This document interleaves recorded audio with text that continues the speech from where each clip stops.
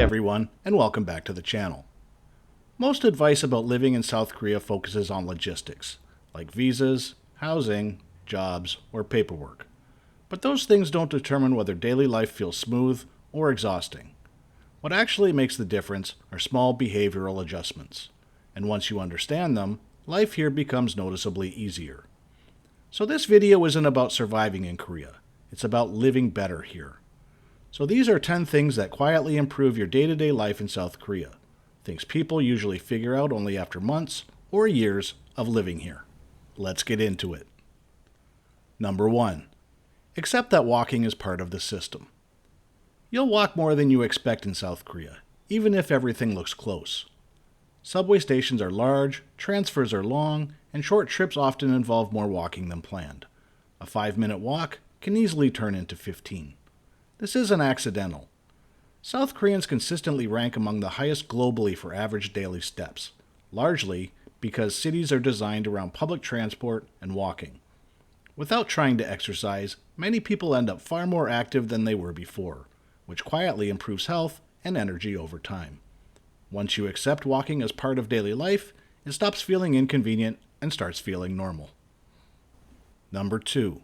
Politeness is quiet, and small talk isn't expected. In South Korea, politeness is about efficiency, not friendliness. People usually don't hold the door open, say excuse me verbally, or make small talk with cashiers or neighbors. For example, someone may step through a door right in front of you without acknowledging you, or a cashier might process your purchase silently without greeting or closing remarks. This isn't rude, it's neutral. Silence here means nothing is wrong. Once you stop expecting friendliness to look familiar, everyday interactions become much more comfortable. Number 3. Group harmony often matters more than being right. In many situations, especially at work, maintaining group harmony is more important than expressing your personal opinion. For example, meetings may end without anyone clearly stating disagreement, or decisions may be made informally after the meeting, not during it. If you push too hard or speak too directly, you may create tension without realizing it.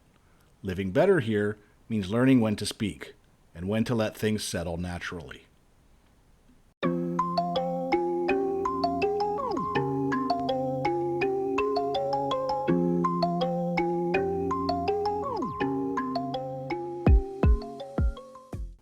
Number 4. Age shapes interactions more than you expect. Age quietly influences how people speak to you and what they expect from you. That's why asking someone's age is a normal question here. It's not intrusive. It helps people know which language level to use and how to position the relationship. Once your age is known, conversations become smoother, roles are clearer, and expectations feel more defined rather than awkward. Number 5. Plans often come together at the last minute. In South Korea, both social and work plans tend to happen close to the moment. It's common to get a message in the evening asking to meet shortly after, or to receive a work request late in the day that needs attention right away. This isn't usually poor planning. It reflects flexible schedules and a fast-moving work culture. Once you adjust your expectations, these last-minute changes feel less disruptive. Number 6. Feedback is indirect, and trust shows up quietly. In South Korea, feedback is rarely delivered in obvious ways. You may never hear "good job" even when things are going well. Instead, your manager stops checking your work, explanations become shorter, and tasks are handed out over with fewer instructions. Criticism tends to be softened or delayed rather than stated directly, and silence often signals approval rather than indifference. Once you learn to read the changes in responsibility in tone instead of words, communication becomes much clearer and less stressful. Number 7. Learn which expenses aren't flexible. Some costs in South Korea can be adjusted. Others really can't. Transportation, phone plans, health insurance, and housing deposits quickly become fixed parts of daily life. You might cut back on eating out or entertainment, but these expenses stay the same month after month. Life gets easier once you stop trying to optimize everything and instead budget around what's non-negotiable.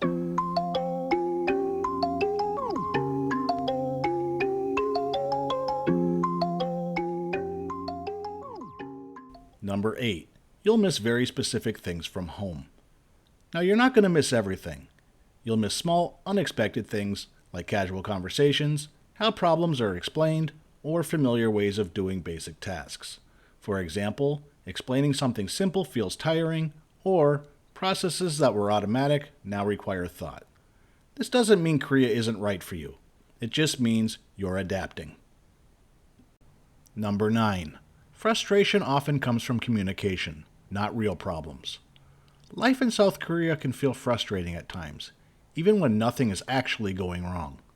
That frustration often comes from communication differences, not getting a clear yes or no, hearing "it's okay" without knowing what "it" really means, or trying to read meaning from silence. Once you recognize these moments as cultural differences rather than actual problems, they become easier to handle and much less personal. Number 10. Living here will quietly change how you see home. After spending enough time in South Korea, your perspective starts to shift. Things that once felt normal back home may seem inefficient or oddly informal. At the same time, things you used to criticize here begin to make more sense. Living here doesn't replace your identity. It adds another layer to it.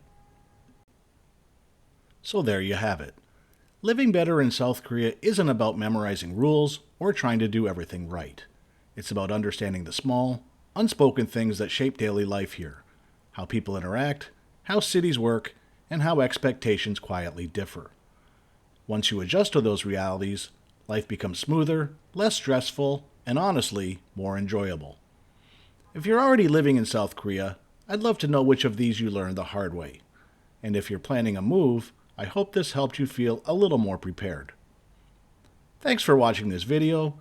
If you found it useful, please like and subscribe. It really helps the channel. And feel free to leave a comment with your own experiences or questions. See you in the next one.